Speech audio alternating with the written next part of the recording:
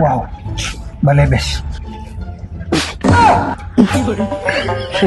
ഇതൊന്നും നീ തിന്നുവാണോ? അല്ല ഇതിങ്ങനെയല്ലേ? ഇങ്ങനെയാണോ? ഇങ്ങനെയാന്ന് തോന്നുന്നു. നിനക്കെല്ലാം അറിയാന്ന് പറഞ്ഞേ.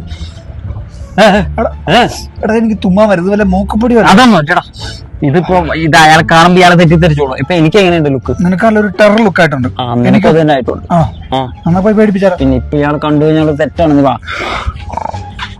ഇന്ന് രണ്ടിലൊന്നും അറിഞ്ഞിട്ട് ബാക്കി കാര്യം. അതെ, അങ്ങനെ അവിടെ ഇരിപ്പുണ്ട്. കുട്ടിയും കുറച്ചുണ്ടാക്കി.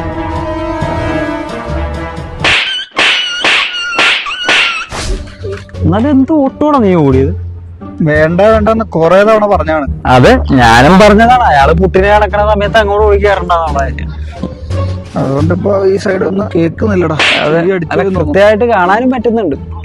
ഓ, വല്ല കാര്യം ഉണ്ടായിരുന്നു. സമ്മതിക്കണം, നിന്റെ ഒന്നും പറ്റില്ല. നിന്റെ ഏതൊന്നും കാണാനും നടക്കില്ലടാ. എടാ ഞാൻ ഇതൊന്നും ഇന്നലെ കാണാൻ തുടങ്ങിയല്ല.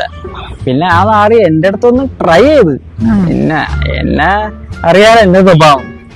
അയാളെ ട്രൈ ഒന്നും എന്റെ പരിപാടി പറഞ്ഞല്ല. ഞാൻ നല്ല സമർത്ഥമായിട്ട് അവിടുന്ന് ഒഴിഞ്ഞു മാറിക്കണം.